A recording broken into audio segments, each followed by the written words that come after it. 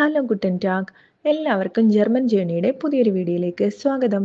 എൻ്റെ പേര് മീനു. ഞാൻ കേരളത്തിൽ നേഴ്സിംഗ് കഴിഞ്ഞിട്ട് ജർമ്മനിയിലേക്ക് നേഴ്സായിട്ട് പോകാൻ വേണ്ടി പേപ്പർ പ്രോസസ്സിങ് ചെയ്തുകൊണ്ടിരിക്കുകയാണ്.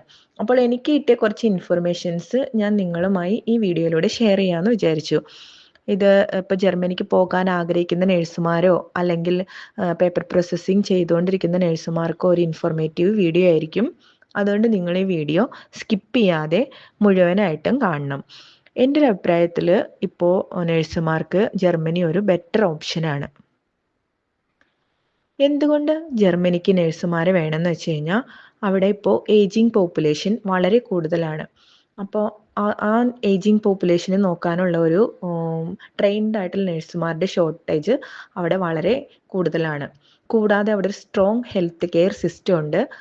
ആ ഹെൽത്ത് കെയർ സിസ്റ്റത്തിനനുസരിച്ചുള്ള നേഴ്സ് പേഷ്യൻ്റ് റേഷ്യോ അവിടെ വളരെ കുറവാണ്. അതായത് ട്രെയിൻഡ് നേഴ്സുമാരുടെ അളവ് അവിടെ വളരെ കുറവായതുകൊണ്ടാണ് ജർമ്മനി കൂടുതലായും നേഴ്സുമാരെ ഇപ്പോൾ ആവശ്യപ്പെടുന്നത്. നേഴ്സുമാർക്ക് വർക്ക് ചെയ്യാൻ പറ്റിയ പ്രധാനപ്പെട്ട മേഖലകളാണ് ജർമ്മനിയിലെ ആശുപത്രികളും ഹോം കെയറുകളും. എൻ്റെ ഫ്രണ്ട്സിനോട് ചോദിച്ചപ്പം അവരെനിക്ക് തന്ന ഇൻഫർമേഷൻ അനുസരിച്ച് നമ്മൾ നാട്ടിൽ നിന്ന് ജർമ്മൻ ലാംഗ്വേജ് B2 ലെവൽ പാസ്സായിട്ട് ചെന്നാലും നമുക്ക് പെട്ടെന്ന് അവരുടെ ലാംഗ്വേജ് ക്യാച്ച് ചെയ്യാൻ പറ്റില്ല. അപ്പം നമ്മളിപ്പോൾ ആദ്യം തന്നെ ഒരു ഹോസ്പിറ്റലിലേക്ക് വർക്ക് ചെയ്യാൻ ചെല്ലുകയാണെങ്കിൽ നമുക്ക് അവിടെ പല പല ഡിസീസ് കണ്ടീഷനുമായിട്ടുള്ള പേഷ്യൻസ് ആയിരിക്കും വരുന്നത്. അപ്പം നമുക്ക് പെട്ടെന്ന് അവർ പറയുന്നത് നമുക്ക് ക്യാച്ച് ചെയ്തെടുക്കാൻ പറ്റില്ല. പകരം നമ്മളൊരു ഹോം കെയറിലേക്കാണ് ആദ്യം വർക്ക് ചെയ്യാൻ ചെല്ലുന്നതെങ്കിൽ അവിടെയുള്ള പേഷ്യൻസ് അവിടെ സ്ഥിരമായിട്ടുള്ള പേഷ്യൻസ് ആയിരിക്കും. അപ്പം ഇപ്പം നമ്മൾ ഇന്ന് കണ്ട് നാളെ അവരെ തന്നെ കാണുമ്പോൾ കുറേയൊക്കെ അവർ പറയണത് നമുക്ക് ക്യാച്ച് ചെയ്യാൻ പറ്റും. ഒരു 1-2 ആഴ്ച കഴിയുമ്പോഴേക്കും നമുക്ക് അവരുടെ ലാംഗ്വേജുമായിട്ട് നമ്മൾ കുറച്ച് അഡ്ജസ്റ്റ് ആവും. അപ്പോൾ നമുക്ക് അവർ പറയുന്ന കാര്യങ്ങളൊക്കെ കേട്ട് പെട്ടെന്ന് തന്നെ മനസ്സിലാക്കാൻ പറ്റും. അപ്പോൾ എൻ്റെ ഫ്രണ്ട്സ് പറഞ്ഞതനുസരിച്ച് നമ്മൾ 2 വർഷം കെയർ ഹോമിൽ വർക്ക് ചെയ്ത് കഴിഞ്ഞാൽ പിന്നെ നമുക്ക് ഹോസ്പിറ്റലിലേക്ക് മാറിക്കഴിഞ്ഞാൽ നമുക്ക് ഹോസ്പിറ്റലിലെ ജോലി കുറച്ചുകൂടി ഈസി ആയിരിക്കും എന്നാണ് അവരെന്നോട് പറഞ്ഞത്. പിന്നെ നമുക്ക് വേണ്ട യോഗ്യതകൾ എന്തൊക്കെയാണെന്ന് വെച്ച് കഴിഞ്ഞാൽ നമ്മൾ നാട്ടിലോ അല്ലെങ്കിൽ ഇന്ത്യയിലോ എവിടെയെങ്കിലും നമ്മൾ BSc നഴ്സിംഗ് കഴിഞ്ഞ ആളായിരിക്കണം. അല്ലെങ്കിൽ നമ്മൾ general nursing and midwifery course, അതായത് ഡിപ്ലോമ കോഴ്സ് 3.5 വർഷത്തെ പാസ്സായ ആളായിരിക്കണം. കൂടാതെ നമ്മൾ ജർമ്മൻ ഭാഷ B2 ലെവൽ കഴിഞ്ഞിട്ടുണ്ടാവണം. ജർമ്മൻ ഭാഷ എങ്ങനെ A1, A2, B1, B2 എന്നിങ്ങനെയാണ് ഉള്ളത്. B1 കഴിഞ്ഞ് കഴിഞ്ഞാൽ നമുക്ക് പേപ്പർ പ്രോസസ്സിങ് തുടങ്ങാം. B2 കഴിഞ്ഞാൽ നമുക്ക് ജർമ്മനിയിലേക്ക് നേഴ്സായിട്ട് വർക്ക് ചെയ്യാൻ പോവാം. കൂടാതെ നമുക്ക് ഒന്നല്ലെങ്കിൽ ഇന്ത്യൻ നഴ്സിംഗ് കൗൺസിലിങ്ങിൻ്റെ രജിസ്ട്രേഷൻ, അല്ലെങ്കിൽ നമ്മൾ കേരള നഴ്സിംഗ് കൗൺസിൽ രജിസ്ട്രേഷൻ വേണം. എന്നാലാണ് നമുക്ക് ജർമ്മനിയിൽ വർക്ക് ചെയ്യാൻ പറ്റത്തുള്ളൂ. ജർമ്മൻ എക്സാം എന്ന് പറയുന്നത് 3 തരത്തിലാണുള്ളത്.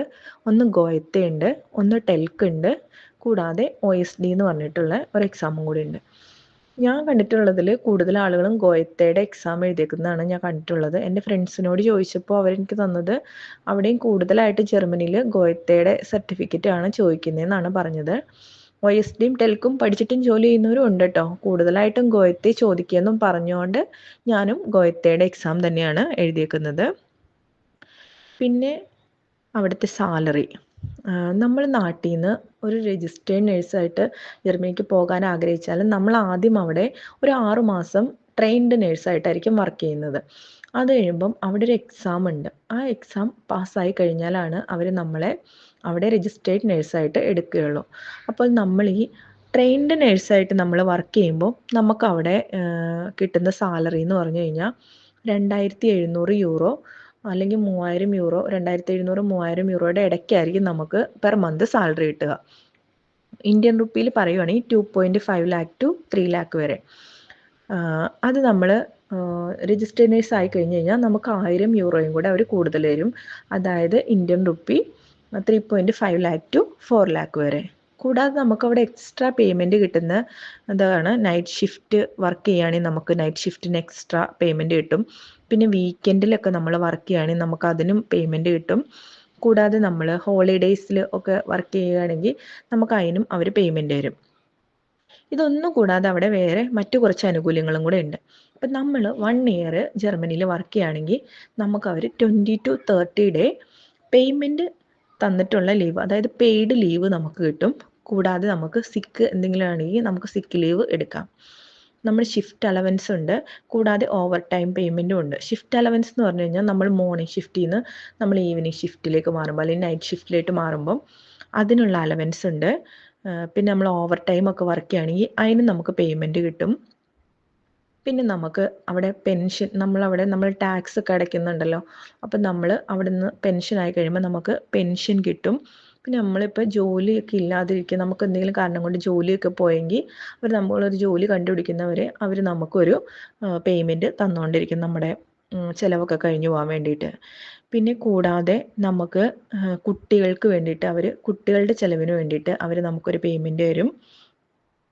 പിന്നെ നമ്മൾ 5 വർഷം ജർമ്മനിയിൽ വർക്ക് ചെയ്ത് കഴിഞ്ഞാൽ നമുക്കവിടെ PR-ന് അപേക്ഷിക്കാൻ പറ്റും. ഇനി നിങ്ങൾക്ക് ഇതിനകത്ത് ഏതെങ്കിലും ഒരു ടോപ്പിക്കിനെ കുറിച്ച് വിശദമായിട്ട് അറിയേണ്ടതുണ്ടെങ്കിൽ നിങ്ങൾ വീഡിയോയുടെ താഴെ കമൻറ്റ് ചെയ്യുകയാണെങ്കിൽ ഞാൻ ആ ടോപ്പിക്കിനെ കുറിച്ച് ഒരു ലോങ് വീഡിയോ ചെയ്യുന്നതായിരിക്കും. അപ്പോൾ എല്ലാവർക്കും എൻ്റെ വീഡിയോയിൽ നിന്ന് ഇൻഫർമേഷൻസ് കിട്ടിയെന്ന് വിചാരിക്കുന്നു. ഡാങ്കെ, ചൂസ്.